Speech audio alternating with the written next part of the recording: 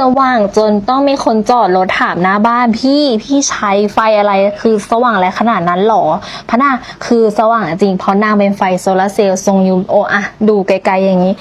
เหมือนเดิมนึกว่าจาน UFO มาอยู่หน้าบ้านจริงๆไม่ใช่นางคือไฟโซลาร์เซลล์แกดูนะไฟ LED ขนาดใหญ่เบ้อเร่อขนาดนี้ให้มา2 ชั้นมันจะไม่สว่างได้ยังไงแก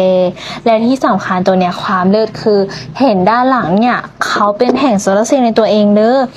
ง่ายๆคือเอาตัวเนี้ยไปตากแดดตอนกลางวันมันก็จะเป็นการชาร์จแบตให้น้องเลยคือปกติก็จะเจอแต่ไฟที่ต้องเสียบปลั๊กไฟฟ้าในการชาร์จแต่อันนี้ไม่ต้องใช้แค่แสงแดดพระอาทิตย์ร้อนๆบ้านเราเนี่ยเอาอยู่ตัวเนี้ยเนี่ยคือเขามีระบบเซ็นเซอร์ในตัวเด้อพี่น้องเขาแบบว่า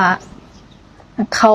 ไฟจะเปิดเองเมื่อมืดปิดเองเมื่อเจอแสงสว่างเอาง่ายๆตะวันขึ้นไฟปิดแหละแล้วก็ชาร์จให้ตัวเองในตัวใครสนใจไฟโซลาร์เซลล์ตัวนี้นี่คุ้มค่ามากใครสนใจปักตะกร้าให้แล้วรีบไปกดกันเด้อ